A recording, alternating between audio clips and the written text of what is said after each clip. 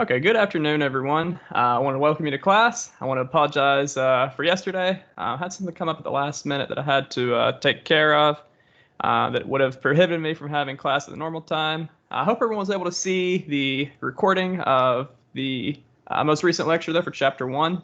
That should be out on YouTube. I think you can also see it through Microsoft Teams. I think YouTube probably has a little bit more control over things like, what speed you watch it at, just minor things like that. Watch it on whatever you want to, or it's not mandatory at all. But make sure that you get the material some way or another. So today, of course, we'll be talking about Chapter 2, which is all about organizational strategy, competitive advantage, and information systems. And this is a very important chapter. It has a lot of great information in there. Lots of things that are very central to running a business. To having a customer interaction. All this stuff. How do we price our products? It's all covered in this chapter today. And there's a lot of great information, 58 slides in total. It's a lot, but we'll get through it today. So any questions before we begin about anything from last class or this class, or just any questions in general, anything like that?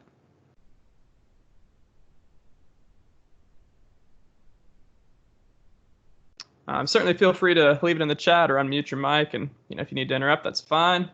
Not a big deal as we go on, but there's a lot of great material today. So more specifically, though, we're going to talk about business processes, what they are, how they're used, and why businesses use business processes. We'll talk about organizational strategy. We'll talk about competitive advantage, what it is and how to achieve it, and what to do if you don't have it. We'll talk about how information systems plays a role in all this, and also we'll cover some examples of how different businesses apply strategy. Now, before we go too far into that, I do want to make a couple notes. Because this will be uploaded to YouTube later, I can't really stream the clips to you all. I will cover the main points from all of them, but there's certainly good clips to watch in your spare time if you get a chance. I don't ask any exam questions about any specific company strategy because I don't really expect you to memorize the different company strategy. What I would instead do on an exam is I would ask a question. I would basically preface the question to where it gives an example of a company using this strategy. So basically, let's say I called it like Company A is selling really inexpensive product. I would make sure that you had that information in the exam question. So it won't be based on real companies. Maybe they will, but they won't use the real name, and you'll have all the information to answer the question. I think that's the most fair way to go about it. So hopefully you agree with that. So let's just start off by talking about what a business process is. I believe either last class or the class before, we talked about the difference between a process and a project. So we said that the difference is that a process is an ongoing thing that has no real start and end date. And, but it kind of is very similar to a project in that it has certain inputs. There's certain things that we put in to a process and a project known as resources. And we also have things that we get out from a project and a process. Of course, if we're talking about a process, it's probably going to be stuff that is ongoing. So we'll see some examples of that in a minute. But that's pretty much the whole premise behind this, is that we have stuff that's going into the project or process, which we're talking about here. And that's typically going to be things like labor. So we have certain positions that are dedicated to, at least in part, kind of fulfilling whatever the business process is. And then ultimately, we get out something from it. It could be a lot of different things. It could be customer satisfaction. It could be we get out our primary business activity, whatever the product or service is. There's really a multitude of different things we could get from a business process. So here's some examples of some very common business processes that are found in, I would say, most firms today. So we have things like managing accounts payable, making sure that we are paying what we owe. That's something that's ongoing. We're always buying stuff. We're always selling stuff. Managing all those transactions is certainly something we do. Managing stock transactions, again, that could be another business process. If we're purchasing and selling stock, that's certainly going to be transactions. We're going to be doing that pretty much indefinitely. There's no real start and end date. I mean, there could be a start date, I guess, but most of the time it's going to be an ongoing thing. Managing customer service. There's always people buying stuff. Maybe we have a 1% failure rate of a product, maybe 0.5% or 0.01%, whatever the percentage is. We're going to interact with customers in some way. There's going to be customer returns. There's going to be people who maybe aren't quite so sure what they do with a product that they purchase, or maybe they're not sure about some aspect of it and they want to get some customer service. It's going to be something that's ongoing. Maybe you have a customer service department. Maybe it's more to where each functional unit within the organization kind of manages that internally. It really depends on how the organization is comprised. Sometimes you'd have both. There's no real right or wrong answer for how these processes take place. But just in general, here's some common examples. Payroll, of course, paying your employees. I don't think too many people would be too happy if they just got paid one time. So this is an ongoing thing, of course. Yeah, we're not going to go into that too much, but I think you see that, payroll is an important thing. And, certainly to have, that ongoing thing and make sure that people are getting paid in a timely manner in the right place, that's an important thing. Training users as well. So if you're rolling out new changes, you want to make sure that you educate people, particularly, your user base or your employees or your customers, whatever the case may be. You want to make sure that people are up to date on, any sort of changes. Maybe also give them refreshers on certain things. So those are some common business process examples. Now, each of these primarily, for the most part, involved one single department, which is also known as a functional unit. Those words are basically interchangeable. So that's not always going to be the case, though. In a lot of cases, business process will involve multiple functional units within an organization. So, one common example of this will be order fulfillment. There's probably not going to be an order fulfillment team. There's probably going to be a lot of different departments involved in this. We think about the time from whenever you order something to you receive it. Think about how many people would be involved in that. So you have, on the one hand, maybe you have the web team, the people who, make sure that you have a website you can order from, or maybe it's the people who make sure you have working phones to order from, or retail team, the stuff is staffed and all that sort of stuff. There's a lot of sales staff involved, and then there's web staff, and then there's, other IT support involved. But then also think about the financial side. So you make the transaction, goods are exchanged, also some sort of capital is exchanged. And, that's sort of another kind of functional unit there. You also have maybe shipping and receiving involved, depending on how the product is received. There's just a whole lot of different functional units in the organization, which again are also the same thing as a department, that are going to be involved in a cross-functional business process.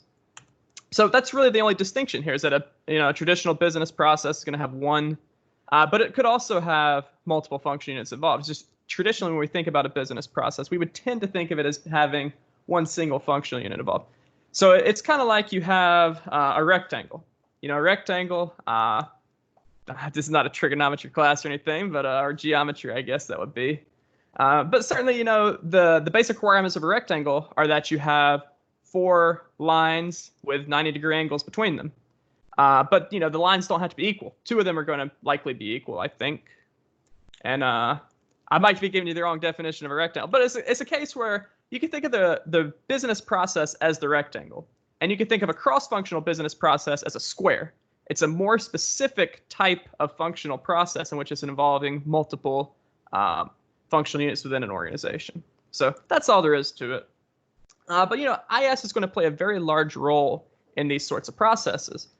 So we think about the most basic level, that could help in the execution phase, where we actually have already done all the planning, we determine what needs to be done, and IS could certainly play a very large role into a lot of these. And they could do that in a lot of different ways. They could do that in capturing data, storing the data, accessing the data down the road. For example, if we're talking about a transaction, it's very important that we keep track of our transactions, that we know what was purchased, what was sold, what the amounts were, how it was paid for, where the money went. And also on top of that, what quantities do we have? What inventory do we have? Information systems plays a role in all that sort of stuff. So, in addition to that, we can also then use this information down the road to determine how we should expand, how we should move forward with our operations. So there's no real right or wrong answer here, but certainly IS plays a very large role in that. Also things like monitoring performance. We can think of this in a multitude of different ways, how IS could be used to monitor performance. We could monitor employee performance. We can monitor whether people attend work or not using high information technology. If we have card access, if we have facial recognition on cameras. Of course, we're going to cover the privacy implications, I believe, in the next class. So it's kind of an interesting little topic. There's a lot of ways that IS can be used, though, to monitor performance. We could also use IS to monitor factory performance to see, are we having a large amount of defects within our product? So for example, let's say that we are a company that has, maybe we make a couple different types of products, and we have a social media page. And one way we could monitor performance is to do sentiment analysis on the social media page and see if people are complaining about aspects of our products or if they generally like them. So that's something we could certainly do, kind of see trends over time with that. Lots of different options here. And beyond that, we could also use certainly some specialized equipment to measure the tolerances, see are we in line with where we think we should be. Are we having tolerances that exceed what we want? Are we going above and beyond what we want? That's all stuff we can monitor, and we can keep track of that data over time and see where we've come from, see where we're going to. So it's a really important thing to have these robust sorts of information systems in place. And this can kind of help us in a lot of ways. So we think about why we may want to have business processes. Well, we want to make sure our customers are satisfied. Generally speaking, business processes are a very good thing. They make it to where, the employees are very knowledgeable about what they're doing. It's not like they're having to second guess themselves all the time because it's stuff they do on a regular basis. They have certain protocols they follow, certain procedures in place, and they don't have to say, well, let me get a manager every single time you don't want to return an item, for example. So customer satisfaction could certainly be a consideration. But beyond that, you also may have a case in which customers are not currently satisfied and you want to improve their customer satisfaction. Maybe you figure out that your ordering process, for example, is a little bit cumbersome. Maybe it requires a lot of different steps. Maybe you have an ordering system that is not saving their customer payment information, so they have to enter their payment information every time. That'd be pretty tedious, particularly if you're ordering a large amount of stuff. So that's just some examples there. Reducing cost. That's very simple. You could have a case in which business processes are overly burdensome to the company as well. Maybe it's requiring some unneeded steps. Maybe it's requiring a little bit too much work. Whatever the case may be, you could certainly approach these and kind of look and see how to best reduce cost. This could be you could do a couple different things with that, by the way. Just kind of an aside here. So if you reduce the cost of your product or service that you're selling, you've reduced your cost of goods sold. And then from there, you really have a couple different options what you do with that. You could increase your profitability. You could also, if you chose to, you could reduce the price the customer pays, so reduce the actual the goods price, or you could do some combination of those two. But certainly, you're most likely, if you're reducing the cost, you're most likely to reduce the cost of your goods sold. That's just kind of an interesting thing there. And you could also see that on a test question. I'm not saying you will, but it's a good chance you would. So make sure you write that one down. Also, things like, reducing the time that the process takes. So this kind of goes beyond the cost, but, to make sure that people are getting the order fulfillment, for example, done sooner. You could certainly use the business process to kind of examine this and see how can we make this process more efficient. And we're going to talk about business process improvement in the next couple slides. Quality as well. Quality, of course, is a very contested topic. There's a lot of different definitions for what quality is. In general, you would look at defects if you're talking about manufacturing, the percentage defects. But in other disciplines, the quality definition could be completely different. But certainly, you'd want to make sure that you had the highest level of quality possible, regardless of what definition you're using. Productivity. Making sure that you're not wasting employee time, making sure that your employees are remaining productive. Certainly having business processes can certainly help that. And lastly, differentiation. We're going to hold that off for a little bit because we are going to talk more about what differentiation is and how it's used by firms. Okay, so we talked about why we may want to improve business processes. Let's talk about how we actually do it. So you have a simple 5-step process, commonly known as DMAIC. It's going to start off by defining what the process is. What are the inputs? What are the outputs? What are we going to do with it? Then we go ahead and we measure.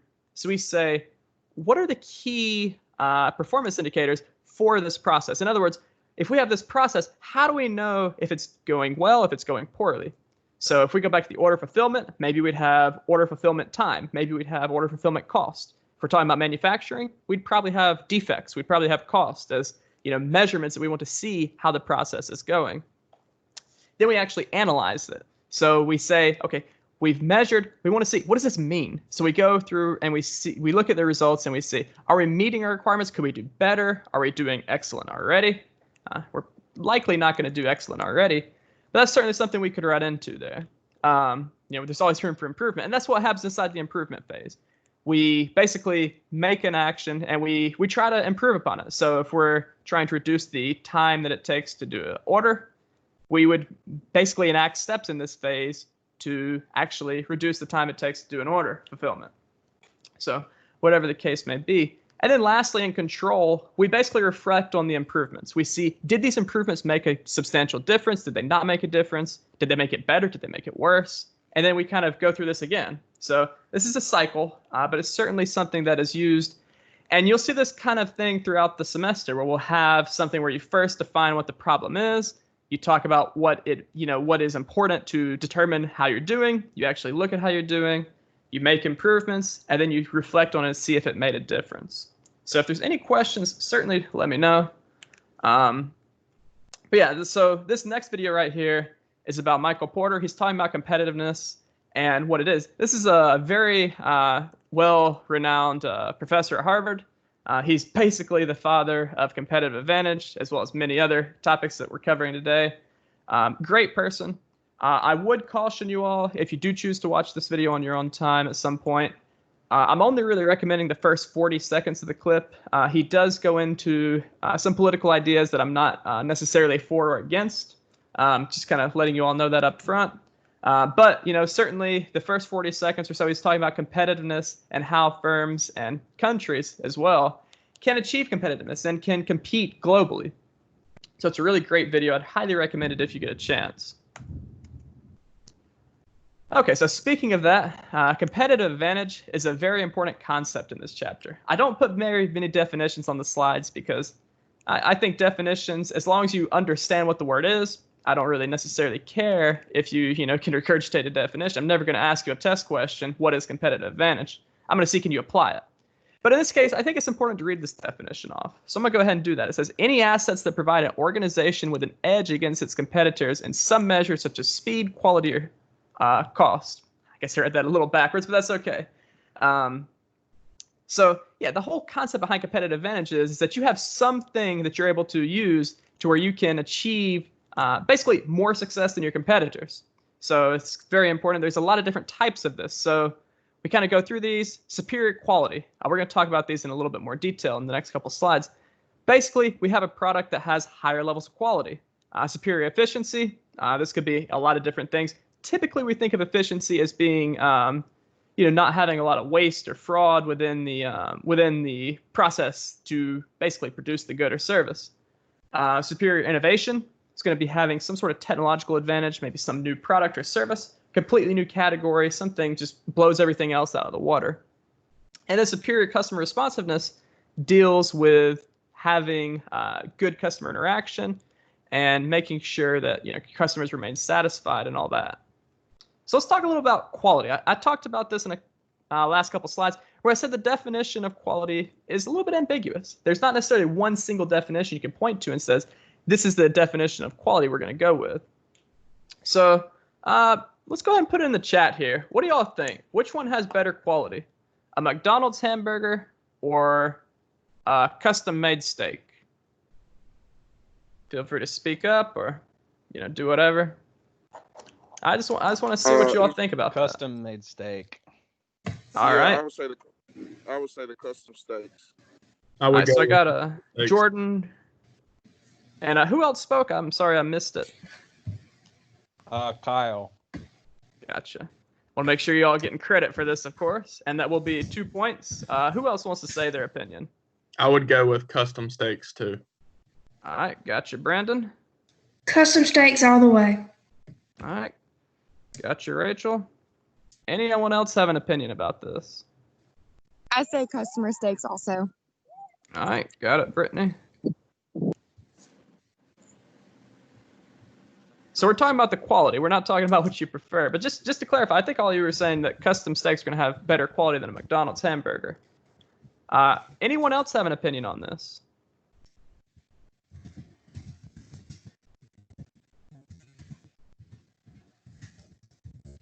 It's kind of a trick question. Not that tricky, but it's kind of tricky. Looks like we got some people in chat as well. Let's make sure that I got everyone. And again, I do appreciate the participation. Makes the class a little more interesting. In a face-to-face class, I guess it'd be even more participation, but we're making the best of what we have here. So, yeah, it seems like most people would prefer the steak. Certainly they think that it's higher quality. Maybe it's a better cut of meat than what McDonald's has in their hamburgers. To tell you the truth, I'm not an expert on it. I would say that it depends on the measurement of quality, though. A lot of people believe the definition of quality is something that is superior. In other words, something that is kind of better than something else. So maybe it's something that's more expensive. Maybe it's something that is a little nicer, something like that. But that's not the only definition we can use for quality. And in fact, in a lot of cases, when we're looking at manufacturing, we would actually use the definition of consistency. So if I posed it to you all, which do you think has more consistency, a McDonald's hamburger or a custom steak? I'd imagine a lot of you would say the McDonald's hamburger would actually have more consistency. So this is a case where you can't really answer what quality is without knowing what definition you're using for quality. I don't want to say anyone was wrong or anything, but it really does depend heavily upon the definition of quality that you're using. So from an organizational standpoint, it's important to kind of be mindful of that and to ensure that everyone in the organization is using the same definition. So, when we talk about quality, we want to make sure that whatever we're producing, we have very precise measurements of it. So if we're producing a nut or a bolt for a car, we'd want to make sure that we can measure down to a very specific level, because that's a very important part of a car or whatever we're using the nut or bolt for.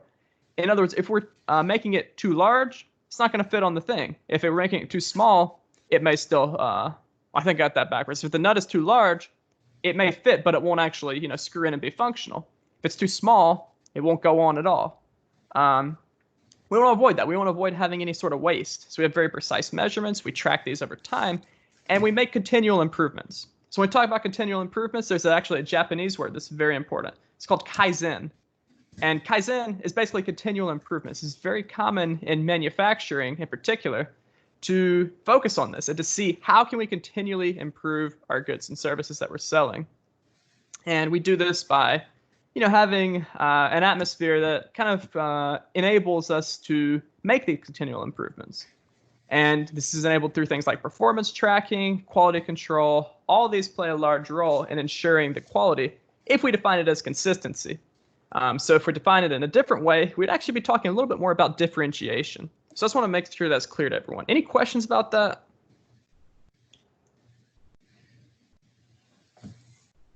Certainly do feel free to ask any questions if you have them. But now let's talk a little bit about superior efficiency. So a lot of times when we think about efficiency, we may think about things like environmental friendliness or something to that effect. And that certainly is some aspect of efficiency. But that's not the only aspect of efficiency.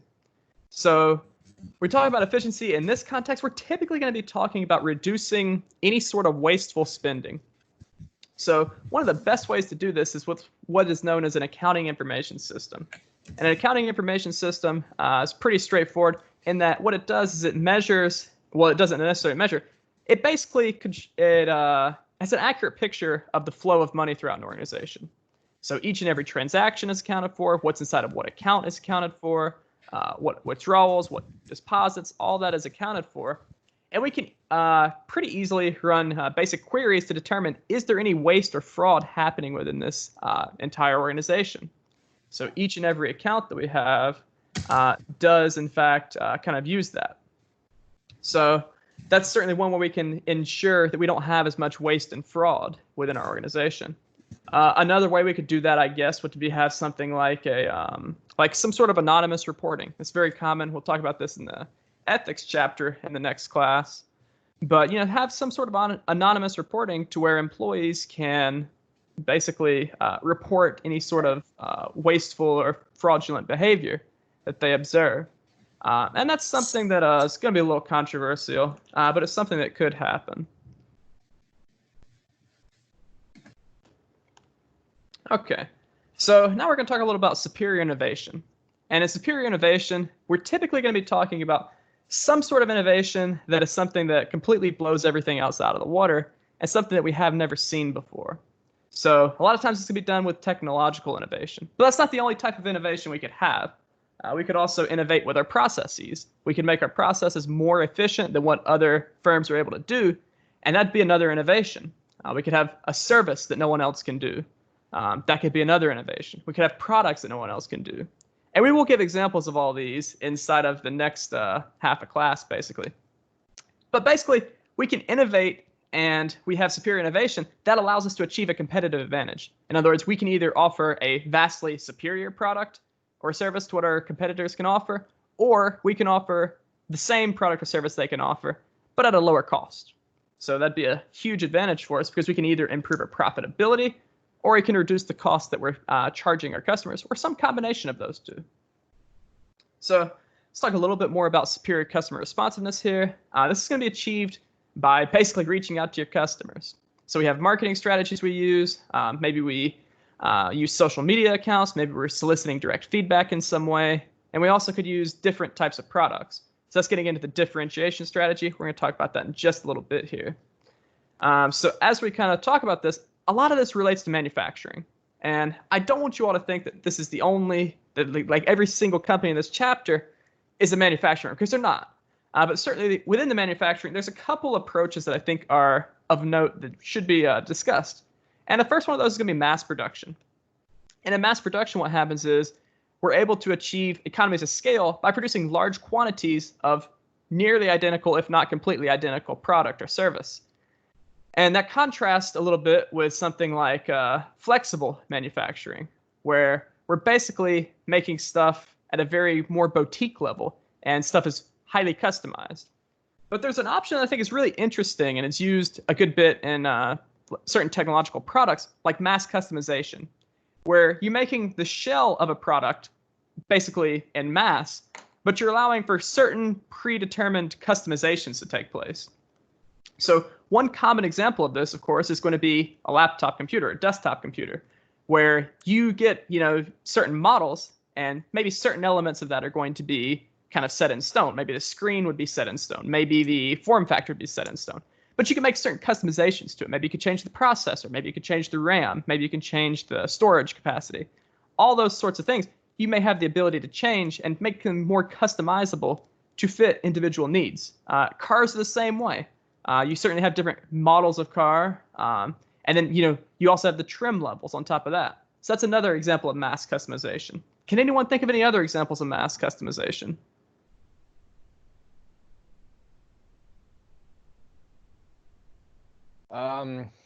In like the music industry, like let's say for different guitars or different instruments, more particularly like guitars and drum sets, some companies have different models. They use different woods to, or different pickups if you're using an electric guitar, to create different tones. So then that it's a large product for a large skilled audience. We'll call it that ironically. And it's designed so that you can kind of just pick what you want. Gotcha. Yeah, that's another great example. You have the basic model, but then you can make some minor customizations and some minor tweaks. So those are great examples there. Those are the three main manufacturing approaches to be aware of. I don't think I'm going to test you over any of these others, but just make sure you're aware of mass production, mass customization, and flexible. Okay, so let's shift gears a little bit now and talk about organizational strategy. Now, this is probably, I would be pretty confident in saying, this is probably the most important thing that any business has is their strategy. And basically what a strategy is, it's an expression of how an organization needs to evolve over time to meet its objectives, along with a detailed assessment of what needs to be done. So basically what that's saying is, how does the firm make money? How do they approach this? So what we want to do with this approach, we want to create some sort of organizational vision that's going to be shared by basically every aspect of the organization. It's going to be an extremely high-level approach that we're going to take, where we're not going to have a ton of details in the strategy. It's going to be a couple words. And this is going to be primarily determined by I would probably say it's going to be completely determined in most organizations by the executive people. So the C-level executives, CEO, maybe the CFO has some input, maybe CTO, CIO, whatever the case may be. It's it's probably going to be more tailored towards them in terms of having direct input. But it certainly will impact the entire organization. So here's the competitive strategies here that Michael Porter kind of originally did. He had two original strategies. They were low cost leadership and differentiation. So with cost leadership, what you do is you make a good or service less expensive than your competitors are able to make the good or service, and you charge a lower price. With differentiation, you make it different than they do. So maybe you make a better good or service, maybe you make it to target a different audience. Maybe you have a more kind of niche product or service. But, kind of speaking of niche, later research has kind of added on a couple of additional categories where we focus more on individual market. So at differentiation, we have a product that's maybe just more expensive, maybe it's nicer, maybe it caters to a different clientele. But with niche, we really have it even more focused than that. So what we have is we have this approach where it's focused with low cost. So if we're thinking about this, maybe a cost leadership option could be Walmart. Walmart likes to sell their products. They call themselves a low price leader. They sell a lot of different types of products and services. And, typically they tend to be lower cost. And they're trying to appeal to a wide audience. But if we're talking about a focus with low cost, maybe we're talking about, some grocery store, for example, that only sells organic foods, and they want to do that at a low cost. That could certainly be focused with low cost. They're trying to target a very niche audience. You could also have focus with differentiation. So in that case, we're not concerned with the cost. We may have a grocery store, maybe like Sprouts or Whole Foods or something like that, where we have a lot of organic produce or a lot of organic whatever, and we're selling that at a very high cost, but we're targeting a very specific type of person. So that's kind of the main things there. And if you combine one or more of these, it's actually going to be a hybrid strategy. So maybe a hybrid strategy would have some elements of cost leadership, but some elements of differentiation, or some elements of cost leadership, but then some elements of focus with differentiation. Maybe they have a very specific sort of good or service that they offer that they are targeting toward a specific demographic. A good example of a hybrid strategy for cost leadership and differentiation. Imagine if you had a bank that was basically providing accounts without any sort of fees or anything like that for all their clients. But then they also had some element of focus with differentiation in that they had a very exclusive credit card that you had to have, 15,000, some crazy amount of money in the bank with them to qualify for. So that would be a great example of a hybrid strategy where they're using some elements of one, but then they also have elements of another present. It's going to be kind of difficult to determine. So if I were going to do a test question, it'd be very focused on, making sure that I emphasize it has a broad range of products that appeal to basically the entire population, but that it has low prices. And what would that be an example of? Anyone want to hazard a guess at that? So in other words, we have products that are basically across, they appeal to everybody. We have lots of them, lots of different choices, but we have the lowest prices. What do you think that'd be? Cost leadership. That's exactly correct. So that's kind of how the test questions are going to go for if I'm asking you questions about these different types of competitive strategies. So again, just keep in mind, Porter only discussed cost leadership and differentiation in his earlier work, but it's since been extended to kind of include a lot more and to kind of basically just have more options for the different firms to be able to take advantage of. Let's see the next slide here. So we talked about cost leadership. Of course, it has lower prices. And, this is where we really look at each and every business process. We evaluate it. We see, is there any sort of way we could save money inside of each business process? We do the same thing with the supply chain. We evaluate it and we try to determine any way to save any sort of money, time, anything like that. Now, of course, with cost leadership, a lot of times you don't expect to get the same level of maybe customer service. So a good example of this, there's a lot of companies now that are doing services only online. This has been a trend that's been happening, probably accelerated a little bit by the current situation.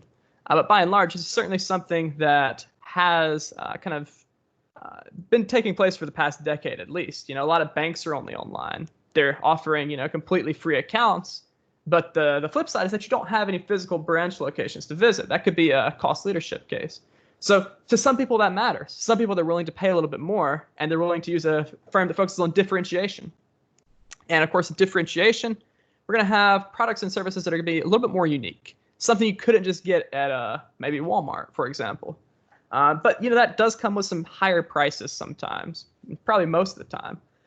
I would caution you all to say that differentiation does not always mean higher prices, but in most cases it does. Because if it doesn't mean higher prices, it could mean it's a different service altogether, and it's not necessarily directly comparable in price. So that's probably going to be the case. But this could also be things that are more rare. So when we talk about what is value, we look at the definition of value. Something that's rare, inherently valuable to many people, impossible or difficult to imitate, and then also going to be operationalizable. It's going to be usable to people. So this is kind of what this is talking about here. So then we have innovation, where we're going to have something. We already talked about innovation a couple slides back here. We're going to innovate on technology, maybe process innovation, service innovation. But most often it's going to be a product innovation, something that's completely new that hasn't been seen before. So one example, this could be something like an automatic teller machine, an ATM, where people previously weren't able to use it, but then they can. And that's going to be able to reduce the cost for a bank to do business. That's just one example of an innovation. There's literally millions of innovations out there, of course. So we talk about operational effectiveness. This is where we're going to kind of focus on the efficiency, making our organization more efficient. In other words, we have lower cost. We have things that enable us to really provide our products at a lower cost and achieve higher quality. So we're not wasting any sort of money, but we're not necessarily only focusing on reducing cost. And this is where we talk about the business process improvement. Then we could also approach this from a customer-oriented standpoint, where we're going to look at our customer relationships and see how can we best improve them. Are there anything we're not doing well? Can we do some things better? This is where we really form a close relationship with our customers. And of course, what we really want to achieve is high levels of customer satisfaction. If we're going to be customer-oriented, that's how we do that. It's typically going to go inside of differentiation. So a strategy that's using differentiation would probably also focus on things like customer orientation. Okay, so now let's shift gears a little bit further here and talk about Porter's 5 forces. This is also a very important model by Porter, and it's not even the last model by Porter we're going to cover today. So he's a very big person inside of Chapter 2. But this is a very important model because what this determines rivalry. So there's really 4 components, 4 forces that determine the 5th, which is going to be the rivalry. And if an industry is highly rivalrous, then it's going to have typically lower prices. It's going to have lots of innovation.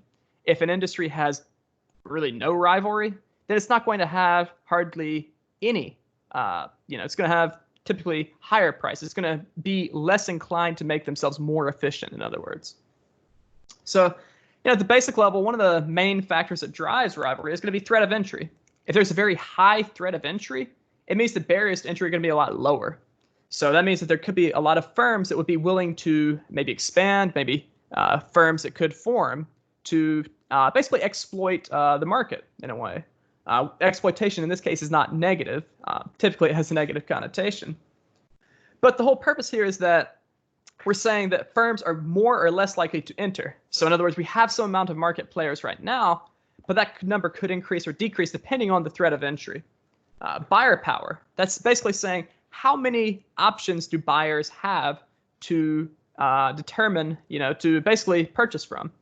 Are they limited to only one supplier that they can purchase from, or do they have a multitude of different options? In addition to that, what about the threat of substitution?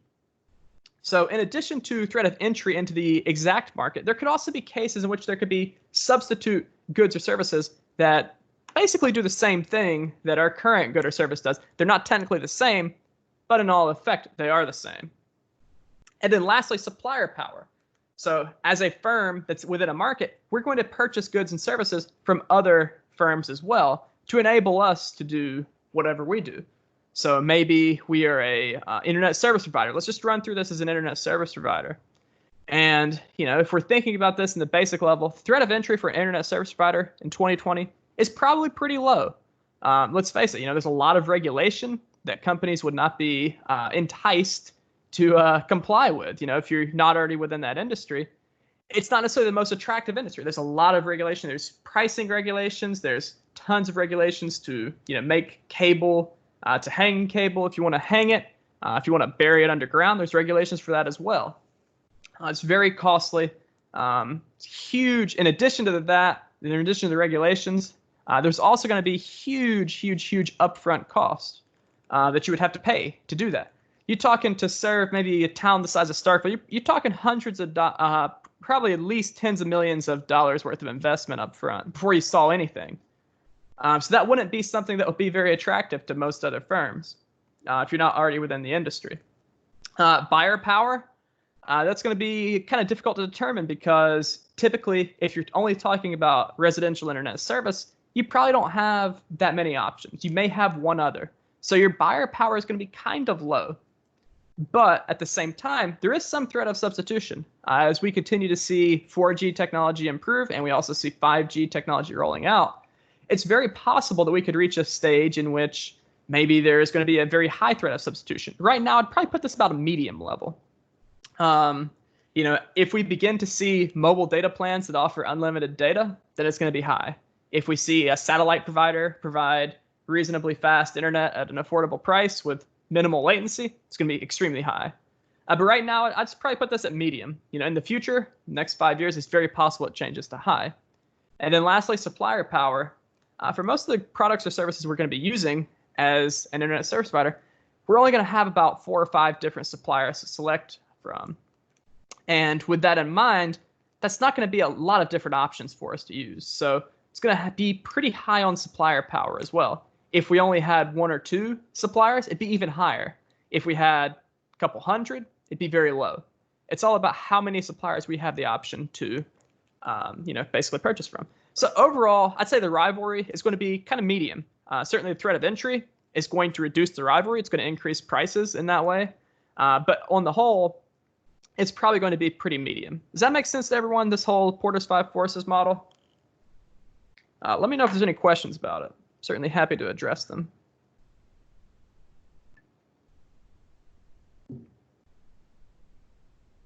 Okay. So all of the on the model, the 4 around it, all of them all lead back to the rivalry amongst competitors. Yeah. So each of these 4 different forces here, they each simultaneously basically determine the rivalry. So if we had threat of entry was very, let's say it was very low. There's not a big threat of entry. And then we had buyer power.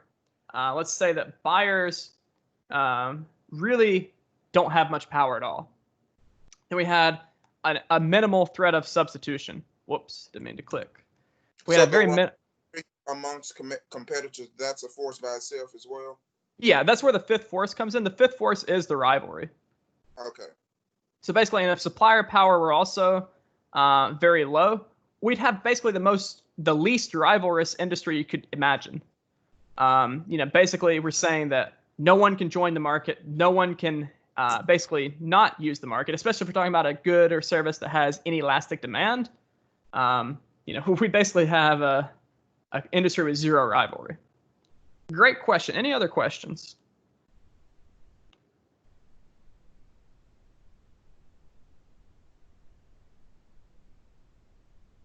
Okay. So then we also have the Porter value chain. And this is focused primarily on an industry that's in manufacturing. And again, I want to emphasize, you don't have to be in manufacturing to use this. This is certainly applicable to every industry. But the way this is formatted right now, it's really only applicable to manufacturing firms. So let's go through it briefly.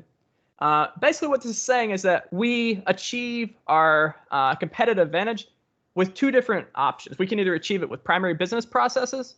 In other words, we can make our products or services more efficiently or less expensively or better than our competitors. We get competitive advantage. Or we can have our support processes be more efficient and less costly and get competitive advantage. So just kind of recap everything. A primary business process is what you're selling to your consumers. So maybe we're a manufacturing firm. Our primary business process is going to be the manufacturing process. If we're a doctor's office, the primary business process is going to be providing medical care. If we are a fast food restaurant, the primary business process is going to be making fast food, maybe pizza, maybe a hamburger, something to that effect. So that's basically the distinction there. And then support processes are stuff that we have to do to remain in maybe regulatory compliance. It's a very common thing. Could also be something that we do to ensure that we're fulfilling legal obligations, fulfilling stuff we have to do, make payroll, stuff like that. All that's sort of the stuff that we have to do. We don't have a choice. If we want to be a business, if we want to be engaging in commerce activities, we have to do support processes. We don't necessarily have to do them, if there's no regulation saying we have to do something, we don't necessarily have to do it. We could still choose to do it, but we don't have to. So that's basically what we're talking about. We're talking about support processes and primary business processes. So I just want to kind of briefly go through this. This is going to be the primary business process for a manufacturing firm. We have inbound logistics.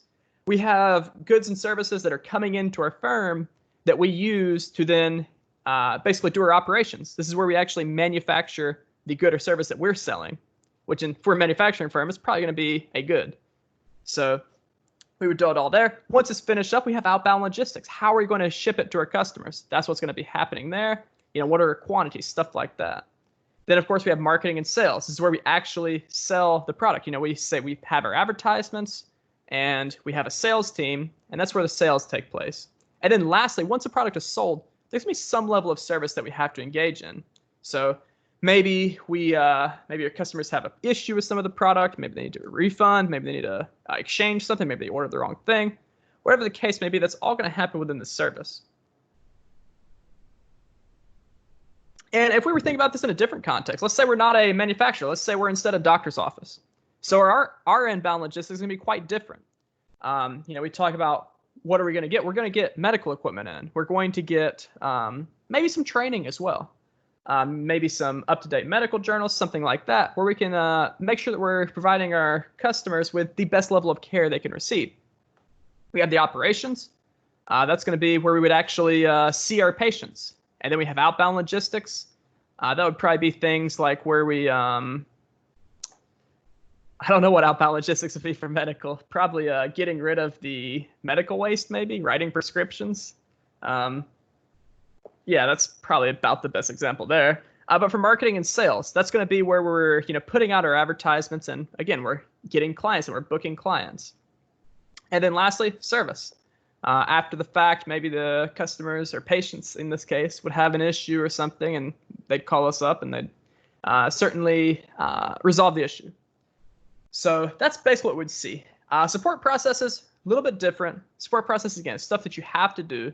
So a lot of times we have things like an IT department. Why do we have an IT department? Because we use technology. So we're using technology, and that's going to enable us to be more efficient in our primary business activity. If we didn't use technology at all for primary business activity, nor do we use it for any sort of regulatory compliance, we wouldn't have to have an IT department. But in most cases, IT actually enables us to be more efficient and to overall, I would say in a lot of cases, reduce the amount of labor that's needed to complete the tasks and enable us to grow exponentially in some cases. We have a technology department. Procurement, making sure that we're getting the best prices, making sure that we're engaging in appropriate ways of obtaining our supplies. That's basically what we're doing there. Making sure that everything's done fairly and appropriately. Human resources, making sure we have the employees that we need, that everything is properly accounted for within that. So basically each of those two things, of that, really the only thing you really need to know here is that you have primary business process. That's what you make your money with. You have support processes. That's what you're going to do. This can differ for firms, though. Let's say we're an IT, let's say we're a managed service provider that provides firms with IT services. Would our technology department be a support process?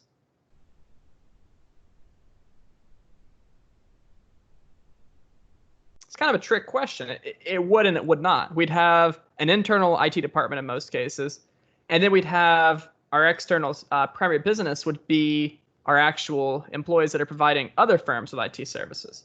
So that's kind of an interesting little question there. Same thing. If we're a firm like ADP, Advanced Data Processing, and we provide human resources services to other firms, we're going to have internal human resources, of course, and then we're also going to have our human resources department that we provide the services to other firms with. So this can differ, but just make sure you're aware of that. Any questions about this chapter? Certainly do feel free to let me know if there's any questions. I do want to make sure I address them. But yeah, basically the whole chapter is about business processes, telling what they are, how we can improve them, looking at organizational strategy, competitive advantage, and how information system plays a role in all this. And in a little bit here, we're going to do application of strategy. We've been going for about 50 minutes here. We've still got probably another 30 minutes, maybe 40 minutes or so worth of content. Does anyone want to take a break, or do you guys want to keep going? What do you guys think?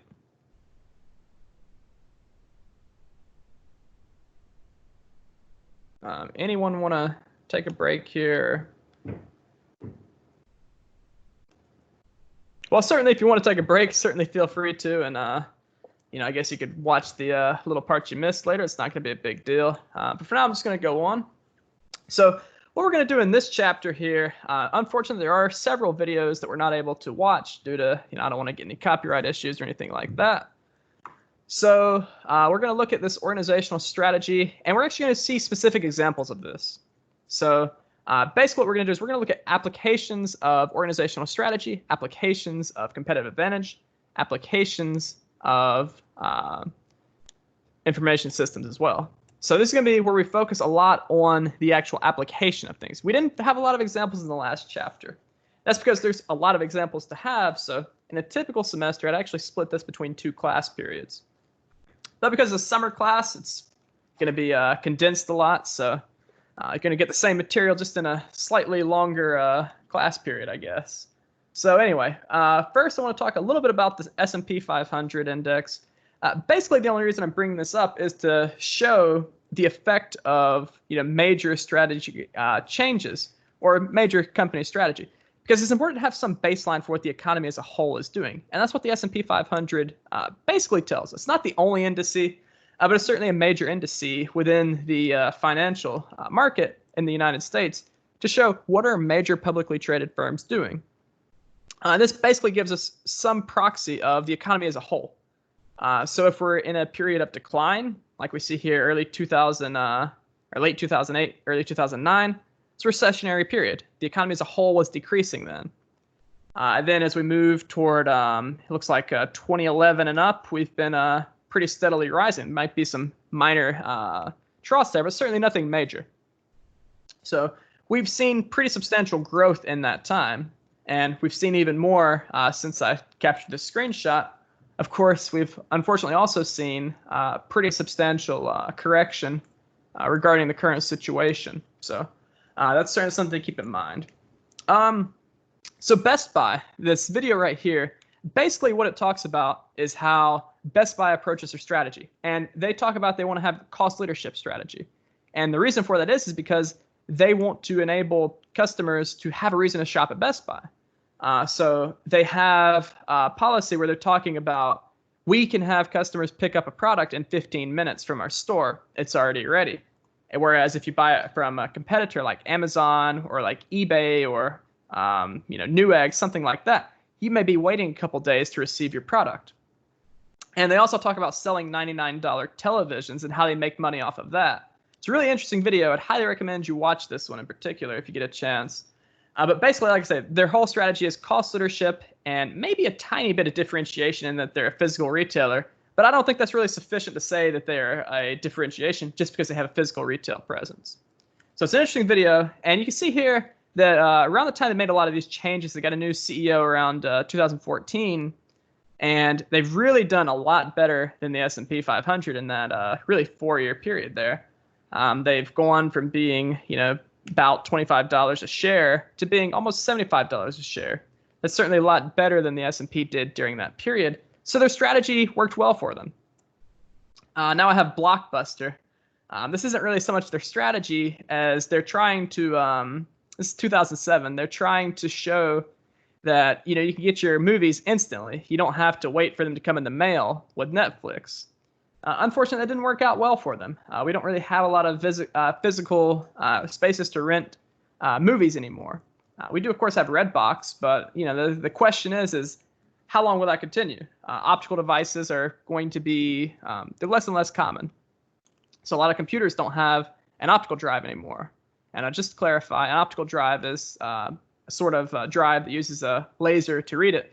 Typically, we think of this as like a CD, a Blu-ray, or a DVD, something like that. It's going to be an optical drive.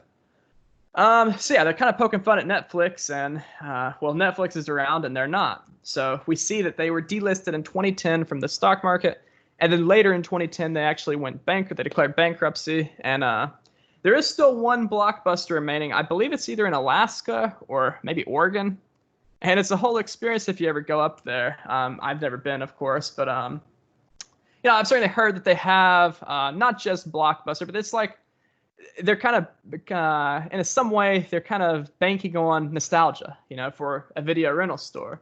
And they have video rentals, but they also have stuff like they have a custom beer, some sort of beer or something like that. And they also have like custom snacks and stuff. It's just kind of a cool thing. There is still one Blockbuster. Of course, the corporate brand is no longer, so that's what they're talking about. Then Marriott talks about how they achieve competitive advantage here. And this is a very interesting video as well.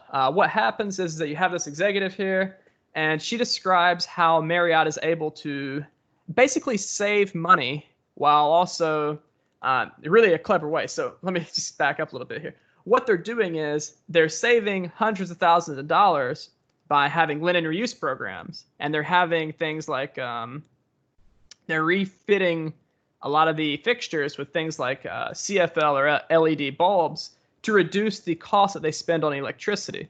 And this is able to save them a substantial amount of money and achieve competitive advantage over firms that don't do that. Now, in addition to the cost savings aspect that Marriott achieves, they can also then appeal to people who value environmental consciousness. So I'm not saying that you should or should not value that. I'm just saying Marriott takes this and they are able to then advertise that they're a eco brand or whatever they want to do there and achieve some marketing value, some goodwill. And that's a very beneficial thing for Marriott from those two perspectives. So it's a really smart thing to do, and that's one of the ways they're achieving competitive advantage. Now, I would make the argument it's not going to be sustained competitive advantage because anyone can come in and they can say, we're going to have a linen reuse program. We're going to retrofit our facilities, and it's not going to allow them to have that sustainably. This was around 2011, I believe this was filmed. And they've since, we've certainly since seen a lot of these policies enacted in other hospitality industries. So that's an interesting thing. They've certainly done quite well with doing some of those changes. They're able to basically reduce the cost of goods sold. And I believe they used a good chunk of that money that they reduced the cost of goods sold to pay out as dividends. So that certainly helps their price as well and makes their stock more attractive to purchase. We're going to talk a little bit about some cost leadership products here. So, these are products or services that are going to be less expensive than competitors. So anyone want to hazard a guess as to what this is probably imitating in some way?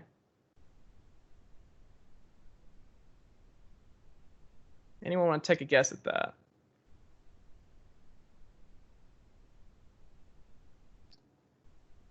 Okay, well, basically, this is a brand. It's a Chinese brand called Xiaomi. And what they want to do is they want to provide various electronic devices, a lot of cell phones, a lot of smart home devices at a very low cost.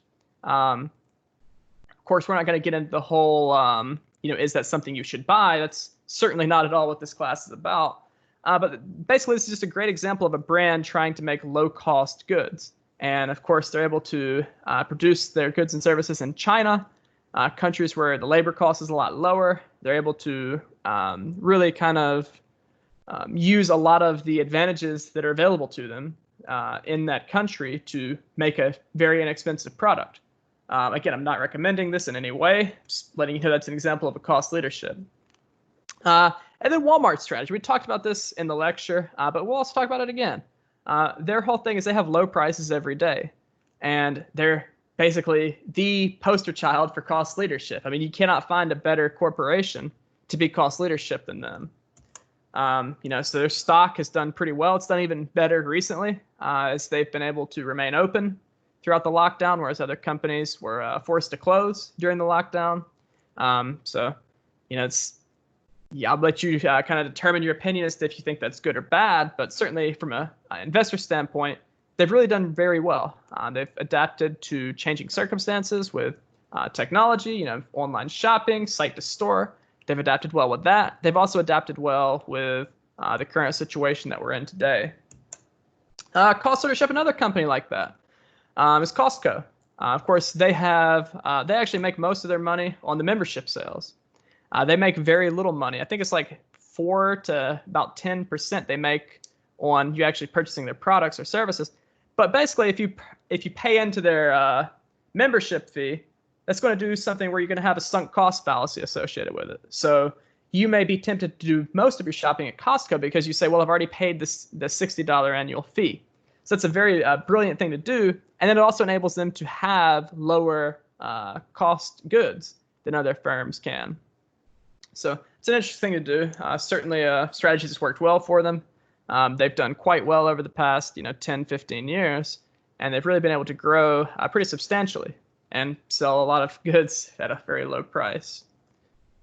So focus with cost leadership, again, this is going to be something that's going to be more localized in scope. So instead of being something that's worldwide, something that's trying to sell to everyone in the world, we're going to sell to basically a lot of people, but at a maybe more geographically separated environment. It's going to be like a local discount store.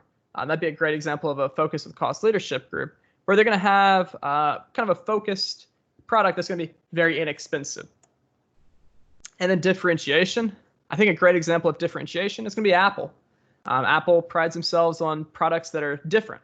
Their smartphones, for example, use a completely different chip than any other smartphone. They make custom processors. They make custom system on a chip kind of boards to enable them to do things that other manufacturers cannot. In addition to that, they also, of course, have their proprietary operating system. Only Apple devices can officially run the Apple operating systems. They have watchOS, tvOS, macOS, iOS, and also iPadOS. They have a lot of different operating systems. Only Apple devices are officially allowed to run those operating systems. So it enables them to be very different, to have a lot of control. In addition to that, they, in all but macOS, don't allow any apps to be installed without having it go through the App Store. So if you're Apple, that's a huge thing because you're getting anywhere from 20 to 30% on any sort of transaction that takes place in the App Store. That's a lot of money. So Apple's able to be quite profitable with that and achieve differentiation in a different way than a lot of other companies could. Of course, Apple was I believe the very first company to ever achieve a $1 trillion market cap. So what they're doing is working extremely well for them. And it'll be interesting to see what happens in the coming months as they transition over to their own proprietary silicon for their processors and their Mac line. That'll be quite interesting. It'll probably certainly reduce the cost of goods sold. As to what they do with that, do they lower the product prices? Do they increase their profitability? What are they going to do with it? I don't know. But they certainly will reduce their cost of manufacturing their devices. Now let's talk about another example of differentiation. Anyone recognize this right here? This is, of course, Target. Target is a little bit different than one of their competitors. Some people would even go so far as to say that Target is where you shop when you don't want to shop at Walmart. Anyone shop at Target a lot? I don't think we have any in Starkville or anything. Or is there a Target close by? I think Tuscaloosa might be the closest. I don't know. Feel free to chime in if you shop at Target, if you know of one close by.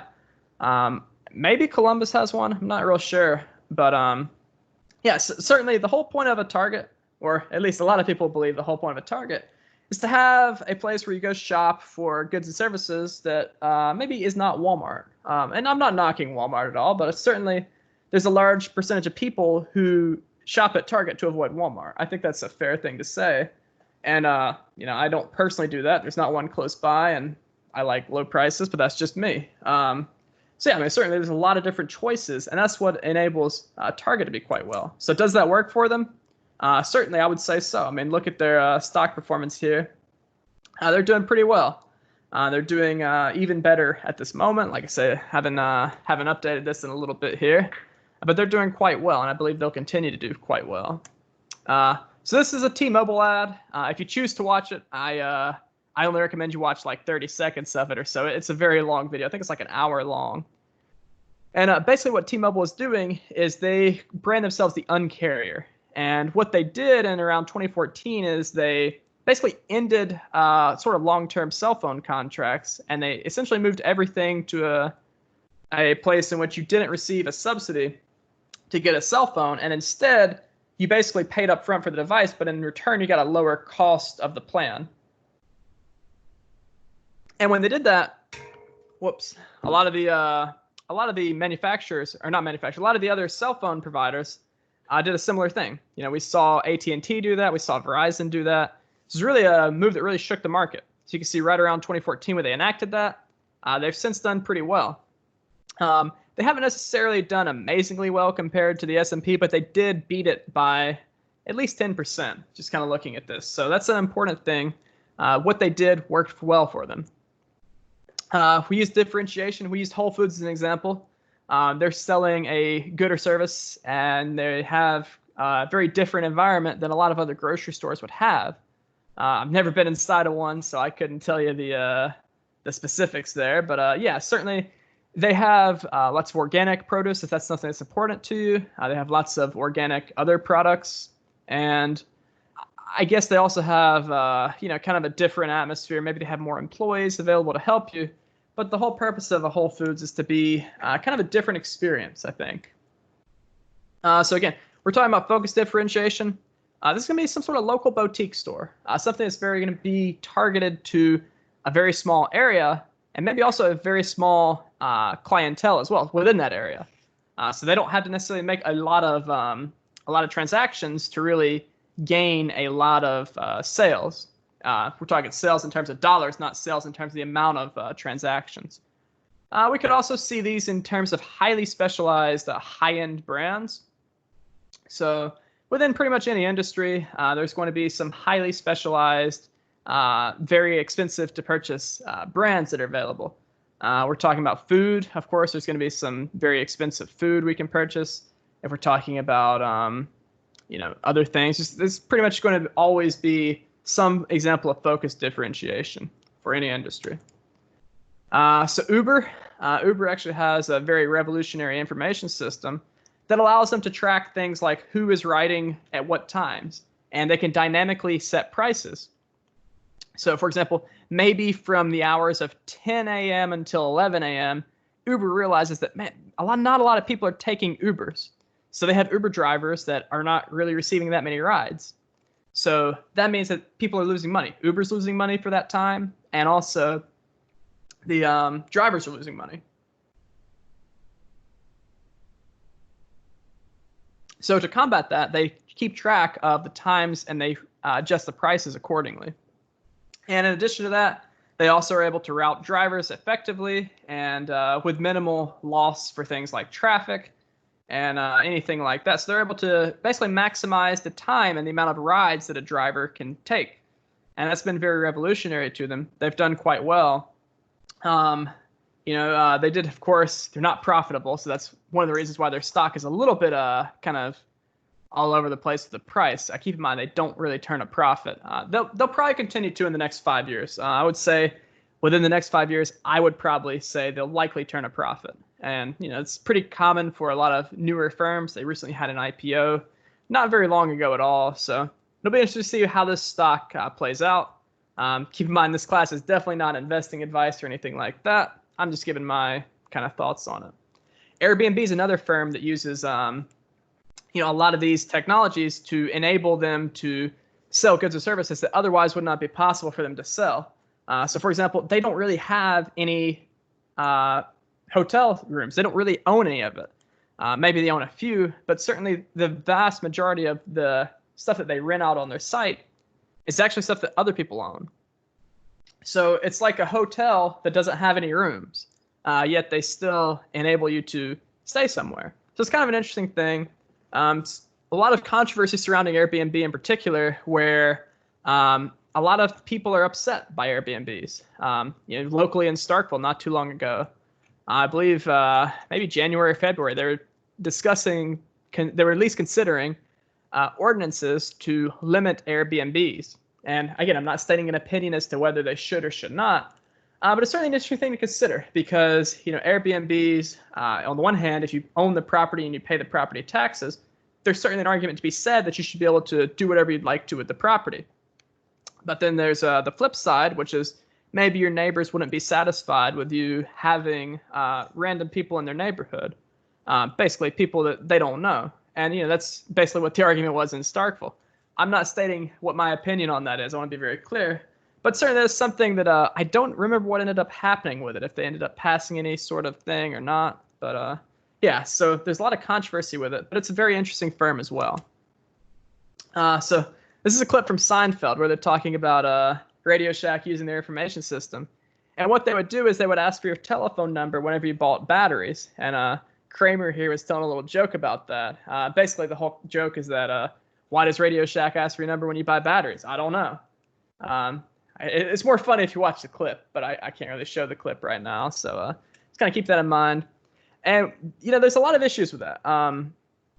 If you're collecting information that people believe to be excessive, they may be hesitant to provide you with the information in the first place. So a lot of people didn't feel comfortable going to Radio Shack. They felt like it was going to invade their privacy, or maybe they just didn't like the experience. And of course, it went bankrupt twice. And that's something that's very unfortunate. But I'm not saying this is what led to their downfall. There were certainly many factors that did that. But by and large, that certainly contributed. Making the environment less welcoming to customers is not a good move in most cases. So unfortunately, they did go through bankruptcy twice, and now they're no longer with us. And now I just wanted to kind of talk about some of these products as well. A lot of different products here. Basically, let's talk about the difference between cost leadership and differentiation a little more. So I've got some different products here. I've got this is a Nest camera. It's about $350. Suggested retail price. I've got a Wise camera here, which is a suggested retail price of $20. So of course, with that in mind, they're both security cameras. They both have similar resolution, but one is vastly less expensive than the other. So that's going to be a brand that's going to be focused, more on cost leadership, because they have a product that's very inexpensive, and then you have the Google Nest system here, where the product is extremely expensive. They're focused on differentiation. So they have a lot of different features built in, like facial recognition. It's built into their camera, for example. So if someone is recognized by the camera, it'll say the name stopped by instead of just a person was detected. Whether that's worth it to you or not, I'll leave to you. Then we also have Rings set up, which is now owned by Amazon. And we also have the alarm system from Nest. Of course, the alarm system from Nest has a retail price of about $500, whereas the Ring system goes for about $200. And the monitoring for the Nest is substantially more expensive at $30 versus you can get Ring for as low as $8 a month. So, certainly Ring is going to be more focused on cost leadership, whereas, again, Google Nest is going to be less focused on cost and more focused on providing a product that's different, has differentiation. So, again, whether that's worth it to you or not, it's not really for me to say. But that's just some quick examples there. Similar thing we see with Internet of Things devices. Some of these devices, like the Apple HomePod here, and certainly HomeKit as well, both made by Apple. They're going to be more focused on differentiation. There's high cost entries to enter the HomeKit market, and to basically enable your device to work with HomeKit, Apple places a lot of barriers to entry on that. Whereas other devices like SmartThings and Wink is actually defunct, so they're not really a brand anymore, I guess. And OpenHab's completely free. You can download the software, run it. It's completely free and open source. SmartThings is kind of in between there. It focuses a lot on having large amounts of customization, but not as much as OpenHab or some of these others. So that's pretty much it. I just want to talk a little bit about organizational strategy, competitive advantage, give some examples of those, talk about how information systems are used to generate value for firms, and also how strategy is applied. Any questions about today? Anyone want to add anything or any questions? I think we're all good. Thanks for the chapter. Sounds good. I appreciate it, guys. I will go ahead and end the recording. If you do have any questions, just stick on, and I will be